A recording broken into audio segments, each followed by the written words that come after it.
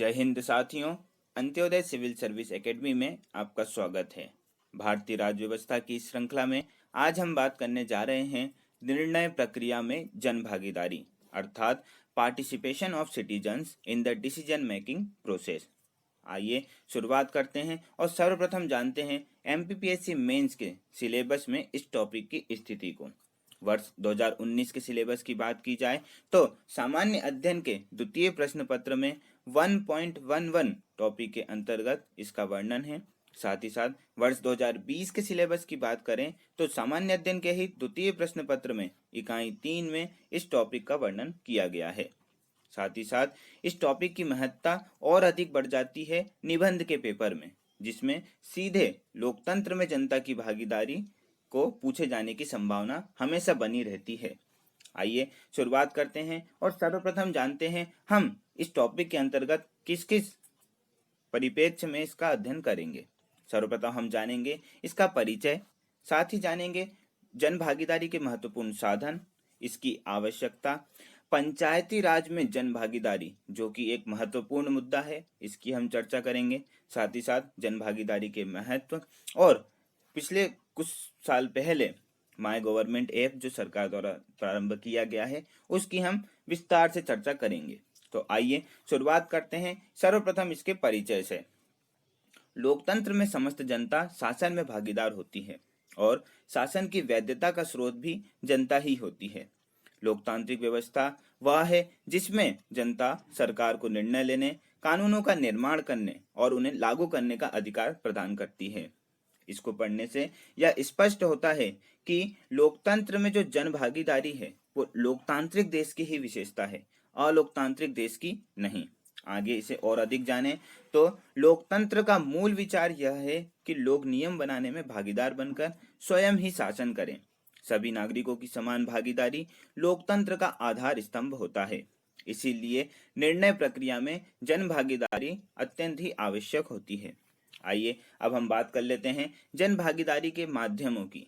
किन किन माध्यमों या किन किन साधनों के द्वारा हम जन भागीदार हो सकते हैं। पहला, प्रत्यक्ष रूप से एवं अप्रत्यक्ष रूप से हम अपनी भागीदारी सुनिश्चित कर सकते हैं।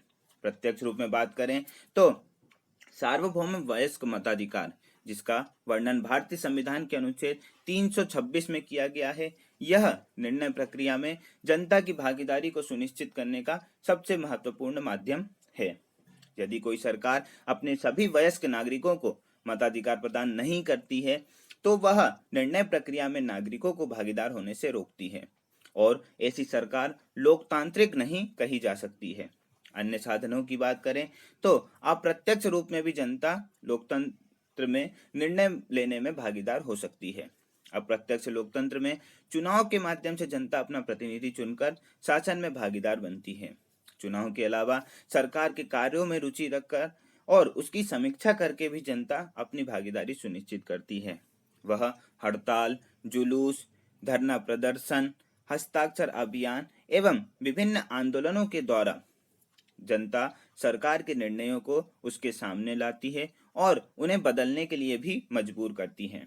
साथ ही साथ अन्य माध्यमों की बात करें तो अखबार, पत्र पत्रिकाएं, टेलीविजन और सोशल मीडिया जैसे माध्यम जनता के मुद्दों और सरकार के कार्यों पर बहुआयामी चर्चा करके जन भागीदारी को बढ़ावा देते हैं।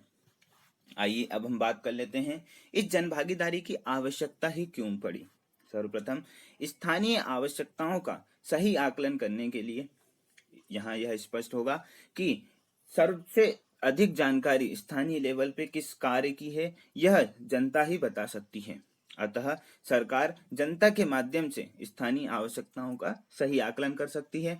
साथ ही साथ जन आवश्यकता के अनुरूप ही विकास कार्यक्रमों में प्राथमिकता दे सकती है, अर्थात किस कार्य को पहले किया जाना है, किसको बाद में करके भी काम चलाया जा सकता है, इसका निर्धारण भी जनता की भागीदारी से ही संभव हो सकता है। साथ ही साथ विकास योजनाओं से जुड़ाव और अपना दायित्व समझने हेतु भी जन भागीदारी आवश्यक होती है। दायित्व समझने से आशय यह है कि इसके माध्यम से जनता अपने कर्तव्यों, अपने दायित्व को भी जानती है। साथ ही साथ योजनाओं के क्रियान्वयन के स्तर पर विरोधाभासों को दूर करने के लिए और योजना के आवश्यक संसाधनों के संकलन के लिए साथ ही साथ स्थानीय लोगों के सहयोग से योजनाओं के तीव्र क्रियान्वयन के लिए जन भागीदारी अत्यंत ही आवश्यक होती है। आइए अब हम बात कर लेते हैं जन भागीदारी के महत्व की। लोकतंत्र में नागरिक राज्य के सभी कार्यों में भागीदार होते हैं। वह राजनीतिक प्रक्रियाओं और संस्थाओं को समझने का अवसर प्रदान करती है। साथ ही साथ जन भागीदारी से जनता अपने अधिकारों और कर्तव्यों के प्रति भी जागरूक होती है। अन्य बिंदुओं की बात करें तो लोकतंत्र अपने नागरिकों को प्रभावी प्रशिक्षण जन भागीदारी के माध्यम से ही सुनिश्चित करता है। साथ ही साथ व्यक्ति में गरिमा एवं आत्मविश्वास का भाव उत्पन्न होता है और व्यक्तित्व को बल प्रदान करता है। साथ ही साथ जनता में बंधुत्व और सहयोग की भावना भी इसके द्वारा विकसित होती है। इस प्रकार यह कहा जा सकता है कि जनता की भागीदारी की गुणवत्ता प्रायः लोकतंत्र के मूल्यांकन के लिए आवश्यक मानी जाती है। आइए अब हम बात कर लेते हैं पंचायती राज में जन भागीदारी की। पंचायती राज व्यवस्था में महत्व की बात करें तो केवल जनतांत्रिक मूल्यों की स्थापना की दृष्टि से नहीं, वरन भारत में राष्ट्रीय विकास की दृष्टि से भी इसका अपना विशेष महत्व है। नई पंचायती राज व्यवस्था में पंचायती राज संस्थाओं को संवैधानिक दर्जा देकर इन्हें काफी अधिकार दिए गए हैं। इन संस्थाओं में और अधिक शक्तिशाली बनाने के लिए स्थानों का आरक्षण प्रदान किया गया है। जैसा कि हमें जानते ही हैं कि महिलाएं, अनुसूचित जाति, जनजाति, पिछड़े वर्गों के सदस्यों को स्थानों का आरक्षण दिया गया है, जिससे यह अपनी बात सरकार तक पहुंचा सकते हैं। साथ ही साथ जन जन को पंचायत के कार्यक्रमों में जोड़ने का प्रयास किया गया है। इसके लिए वार्ड सभाओं और ग्राम सभाओं का आयोजन किया जाता है। अन्य बात करें तो सहभागी किस किस स्तर पर जनता हो सकती है, तो विकास योजनाओं में उसकी भूमिका होती है। साथ ही साथ इसके क्रियान्वयन में जनता का सहयोग होना आवश्यक होता है।